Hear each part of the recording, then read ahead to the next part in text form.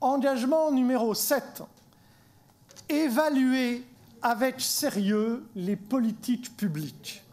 Je cite toujours votre programme des élections municipales. Des audits indépendants. Pour revenir au texte, Monsieur Chamussy, s'il vous plaît.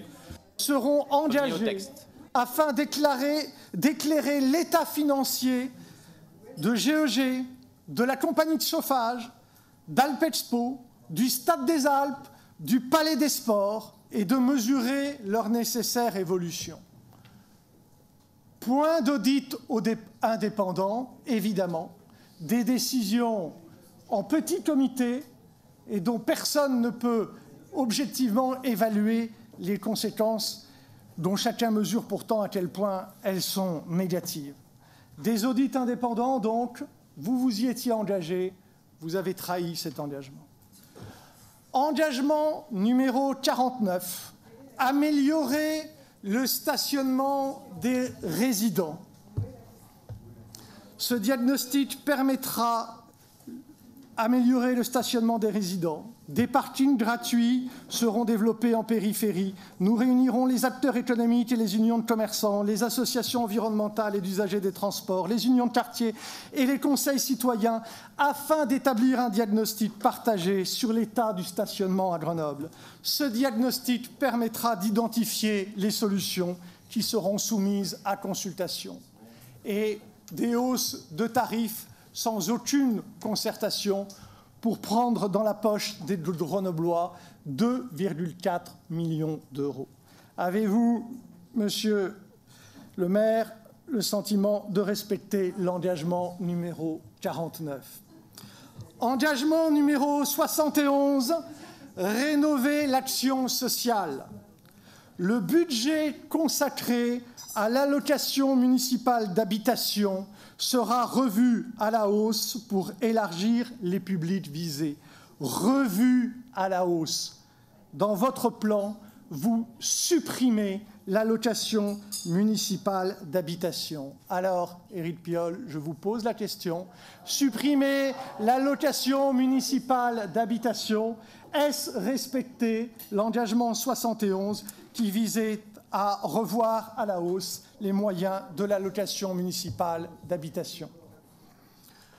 Engagement numéro 85. Renforcer les présences municipales. Nous ouvrirons plus largement les maisons des habitants. Des maisons de services publics seront créées dans chaque secteur de la ville afin de faciliter l'ensemble des démarches administratives municipales, eau, GEG, restauration scolaire. Est-ce qu'en diminuant les horaires d'accueil du public à l'hôtel de ville, est-ce qu'en diminuant le nombre de prestations que l'on peut faire dans les antennes de mairie, vous respectez, Éric Piolle, l'engagement numéro 85? Monsieur Chamussy, je vous invite à revenir à votre texte. La question orale est une question engagement courte, comme il est écrit 110. dans le règlement intérieur. Engagement numéro 110. Maintenant. Maintenir et soutenir le réseau des 14 bibliothèques municipales. Est-ce qu'en fermant 3 bibliothèques municipales, vous respectez l'engagement numéro 110 de maintenir et soutenir le réseau des 14 bibliothèques municipales? Chacun voit bien, au fond, à quel point l'ensemble de ces engagements sont piétinés, foulés aux pieds par les mesures que vous annoncez. Vous voulez faire exactement le contraire. Vous voulez faire exactement le contraire de ce pourquoi vous avez été élu et vous vous étonnez encore des réactions que cela provoque. Vous disiez vouloir faire de la politique autrement et vous vous comportez aujourd'hui en pire menteur que les pires politiciens. Vous trahissez vos engagements et c'est précisément ce sentiment de trahison qui suscite la colère de ceux qui ont cru en vous et en vos belles promesses. Mensonge, trahison, et incompétence. Car ce qui est tout aussi incroyable, c'est bien ce mélange de précipitation, d'approximation et de contradiction qu'il y a dans vos annonces. En commission des finances, votre directrice de cabinet nous a indiqué que les estimations financières de recettes ou d'économies supplémentaires avaient été faites, je cite, « à la louche ». À la louche. La coprésidente de votre groupe majoritaire, Madame Compara, a récemment avoué dans la presse, je la cite, « Nous étions pris par le temps. Il fallait boucler le budget 2017. » Pour dire ensuite, « Les informations seront fournies aussi au fur et à mesure, parce que ce plan de sauvegarde va s'étaler sur 2 années. » Alors, Éric Piolle, dites-le nous, y a-t-il d'autres mesures que celles annoncées? Y a-t-il déjà un deuxième plan caché de restriction du service public à Grenoble? Quand publierez-vous pour chacune des 102 mesures son calendrier de mise en œuvre, le montant des économies ou des recettes supplémentaires attendues pour chacune de ces 102 mesures? Au regard de l'ampleur de votre plan, c'est la moindre des choses. C'est le moindre devoir de vérité que vous avez à l'égard, non pas vis-à-vis de nous, mais vis-à-vis des Grenoblois, évidemment.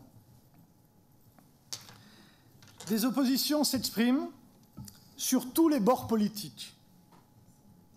Est-ce tout simplement parce qu'au fond, vous vous trompez, ou bien croyez-vous, comme certains de chez vous commencent à le dire, en une sorte de complot ourdi qui rassemblerait dans une sorte de pacte secret, nuit debout, le Parti socialiste, les unions de quartier, les usagers des bibliothèques, la droite, le centre, les organisations syndicales?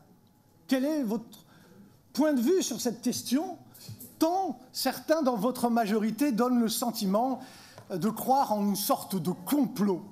Vous savez, quand on rassemble autant de gens contre soi, il faut se demander si tout simplement on n'a pas tort soi-même.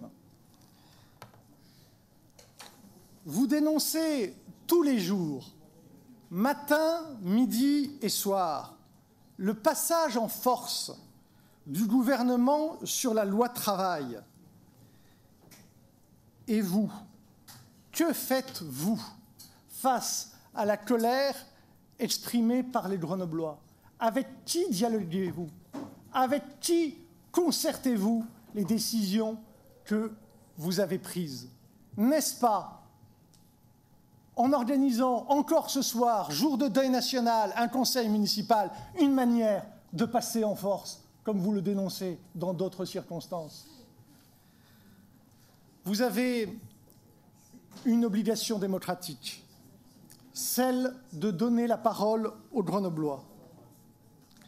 Vous avez de nombreuses solutions pour cela. Les plus évidentes sont de soumettre votre plan au suffrage des Grenoblois ou bien de remettre votre mandat en jeu.